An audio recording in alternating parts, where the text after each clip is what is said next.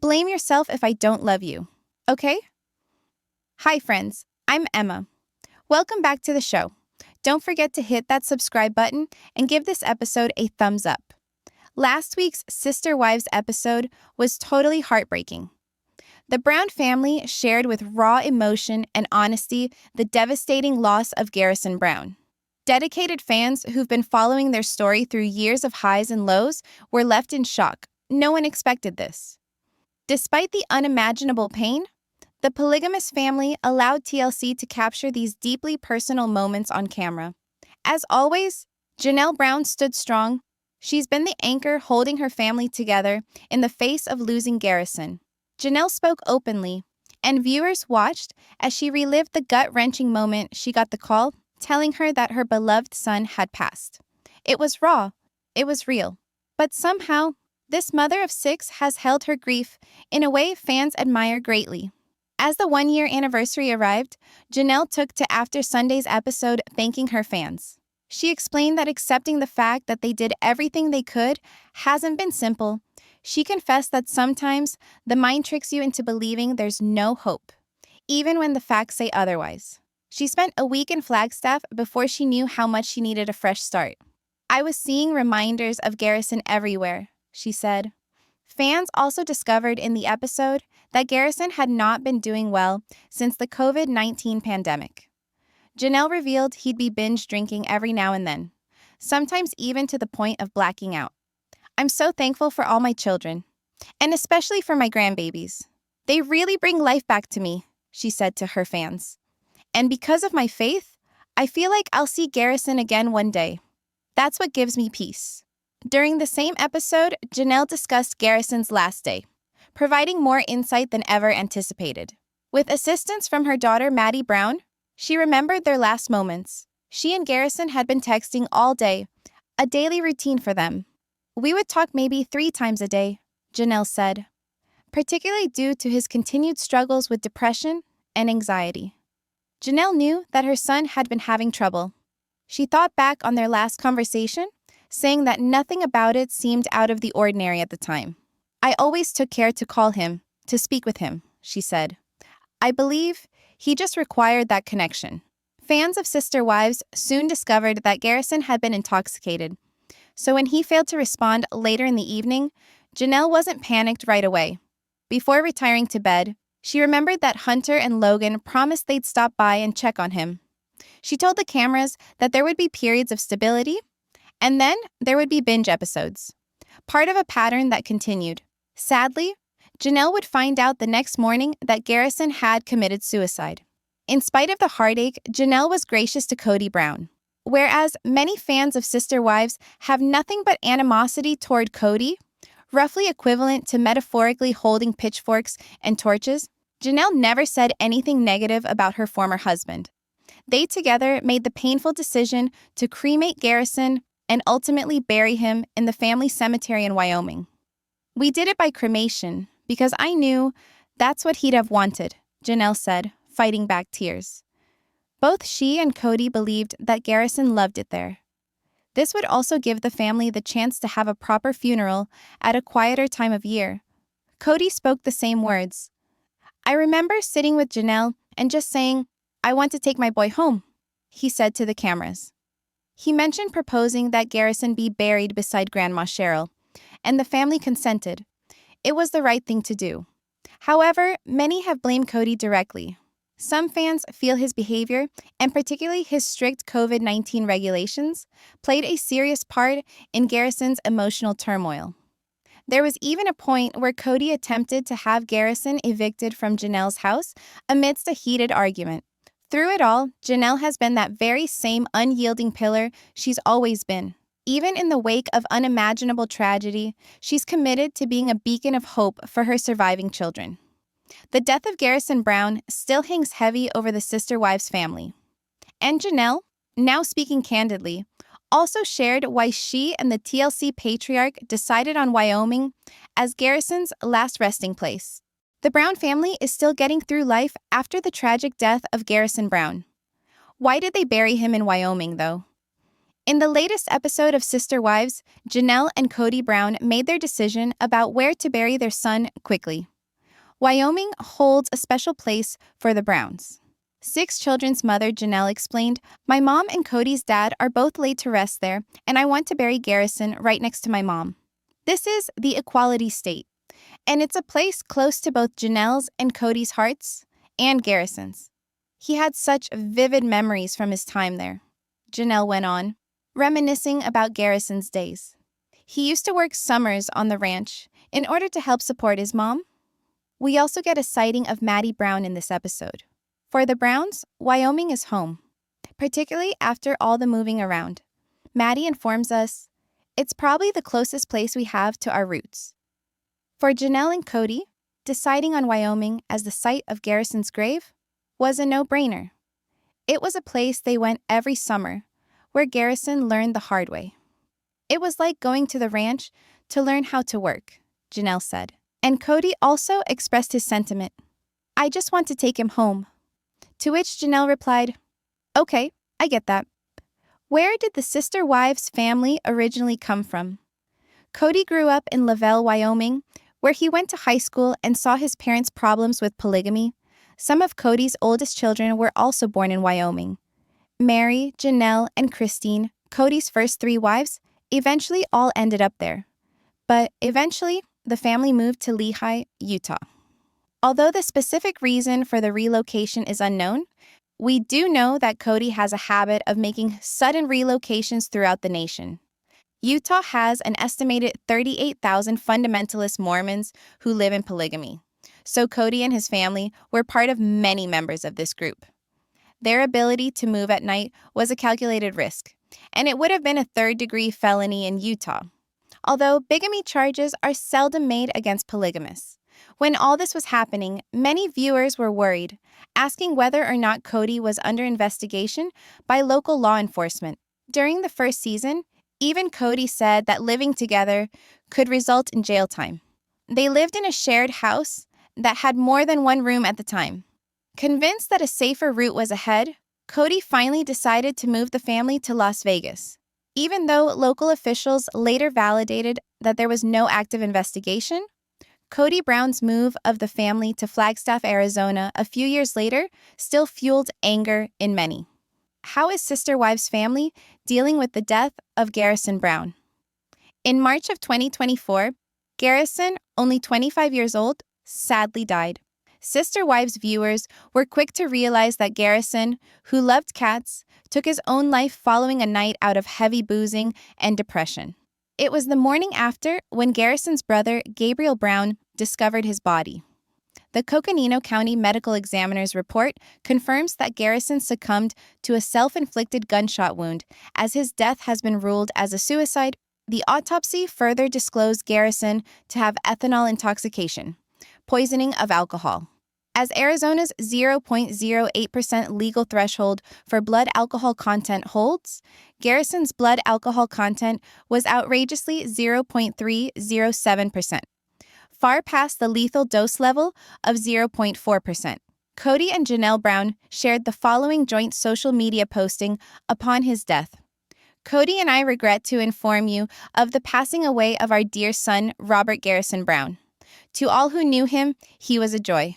We will be left speechless by the emptiness our loss has left. To make the heartache all the more bitter, Garrison and Cody never made up. We respectfully ask that you respect our privacy and join us in remembering him." Now, in the latest season, the patriarch is trying to make amends with himself. The latest installment of the reality show didn't pull any punches with the tough subject. It presented an unflinching, raw, and emotionally powerful depiction of a woman dealing with an insufferable loss, offering a frank, devastating glimpse into a devastating moment in this family's life. For viewers who followed the Sister Wives family for a long time, the events were downright heartbreaking. The show revolved around the poignant send-off of a favorite son whose loss now hovers over every aspect of the family's existence.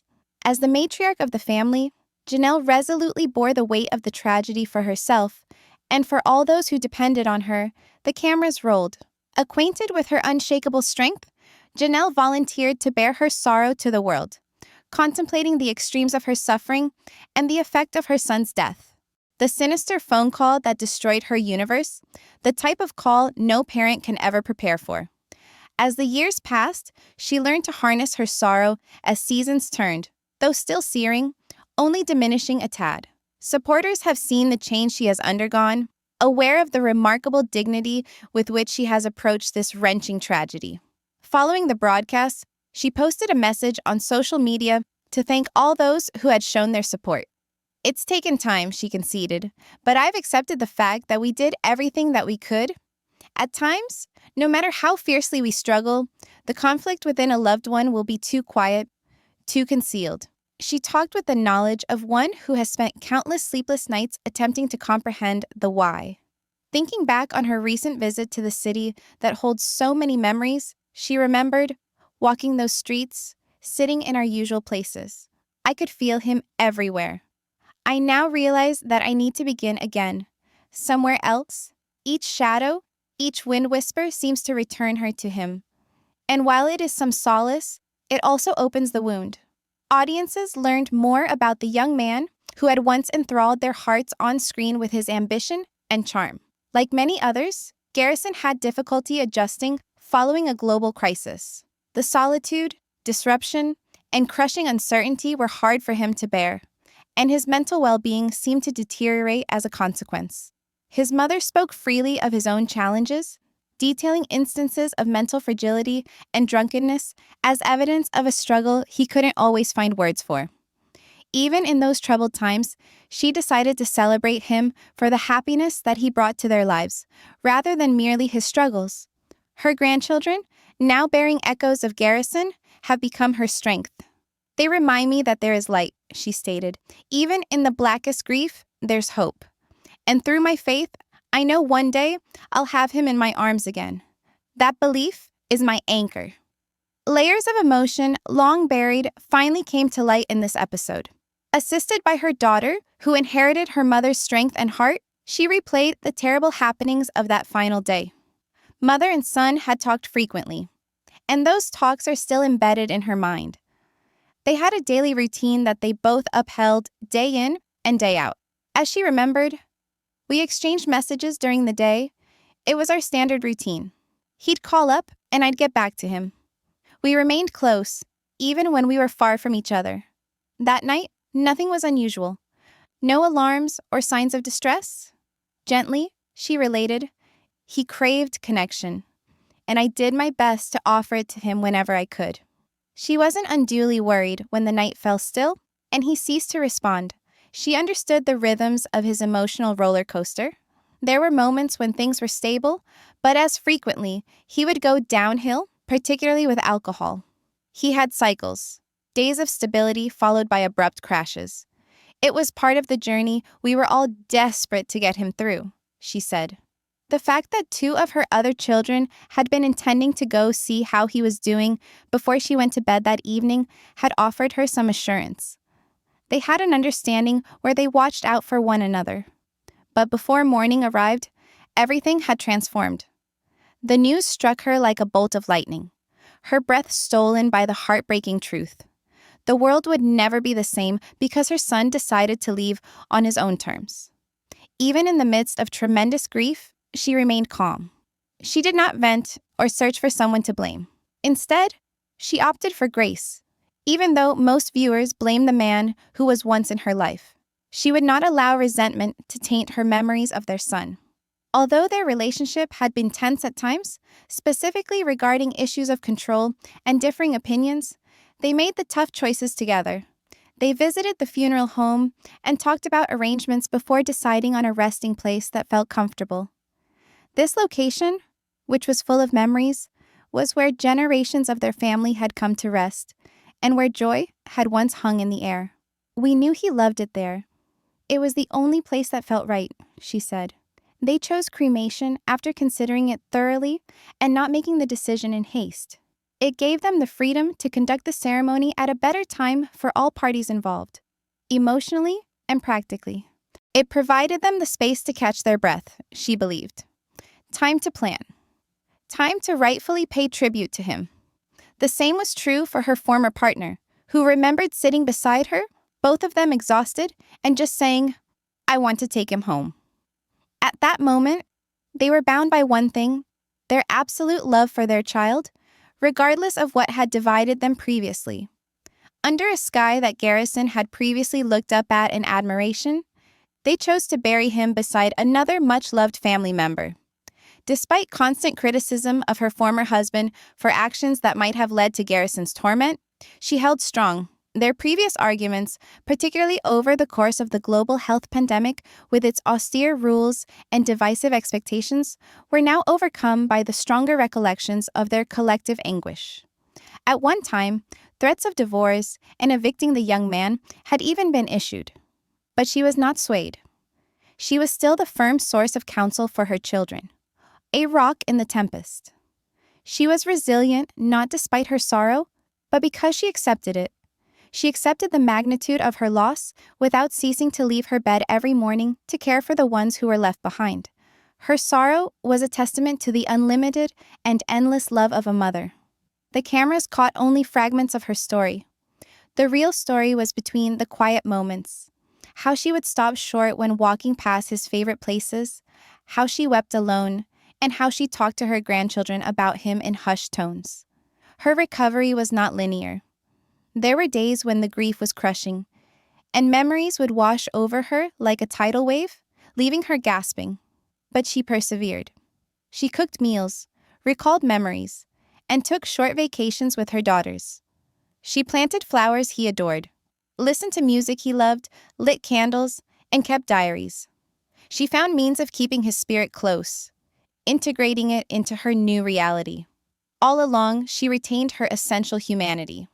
Not a heroine, not an icon, but a mother mourning her child the only way she could. Honestly, graciously, and with an unbreakable resolve to keep going. The show will evolve, but the seasons of life go on. New challenges, lighter moments, and new stories will arise. But those who saw this chapter will never forget the profound sadness that accompanied it. The episode was a strong reminder that beneath every scene and narrative, actual people are experiencing real pain. The premature loss of a precious child has irreparably changed the family, and the sadness still lingers like a dense fog. While the world got to see them only via reality television, the real story of a family struggling with intense bereavement is kept from view behind cameras and edited frames. A mother's voice has begun to creep into the desolation, giving tiny glimpses of the agonizing choices made after losing her son, including where he would be spending eternity. To her, the response was obvious, as profound as the grief she bore. She would return him to the tranquil world of extended summers, rolling fields, and recollections as rich as the mountain air, a place that continues to hold her very soul. The place where she decided to bury him is not only a site, but an archive of family lore and meaningful events that formed not only one, but many generations. Surrounded by majestic peaks and rolling hills, it contains the remnants of those loved ones who have passed before her, such as her mother, whose headstone silently marks the passage of time. Her ex-husband's father lies buried nearby too. Their lives, once entwined by marriage and religion, are now irretrievably entwined by their shared closeness beneath Wyoming's wide-open skies. The dusty roads and sun-kissed fields were where her son spent summers, learning to till the soil, smell the fresh hay and sage, and build the strength and sense of responsibility that the city could not offer. His mother observed how these conditions shaped him more than anyone really knew. The spot where he initially discovered his sense of belonging and identity became the spot where he needed to return. Not to reside, but to rest in the fact of loss. There was no argument over returning him here, even with all the arguments between her and his other co-parent. Their mutual decision to bring their son back to the land that molded him was one made with surprising ease, lifting some of the heavy burden of grief already in her heart. He, too, understood the deep connection their son had to the earth. There were no arguments or calls for persuasion, only a quiet, mutual comprehension. This realization was almost holy to a man who so often wrestled with change. Their daughter, wise beyond her years, shared her opinion as well. She described how, in a lifetime of frequent moving, the family ranch and the open skies had always been their real, immovable home. They came back year after year, not for pleasure, but to work and learn life's lessons. They learned the worth of hard work and the pride in their labor there. The ground was not merely a location of remembrance, but an earth force within their lives. With this in consideration, where to put him to rest was no longer a hard decision. The father merely said in hushed tones, "I just want to bring him home." And the mother, desperate but determined, nodded wordlessly in agreement. With shaking hands and a heartbroken to pieces self, she brought her son to that place. The earth they chose is more than just soil and rocks. It's where love grew, where dreams were nurtured, and where life's struggles marked the family's journey. Few outside their close-knit circle will ever hear the stories the land carries with it, stories woven into its winds. Right now, it holds grief, but it also holds peace, something that brought solace to a mother searching for any sense of calm. You're welcome. Don't forget to subscribe to my channel for further daily updates.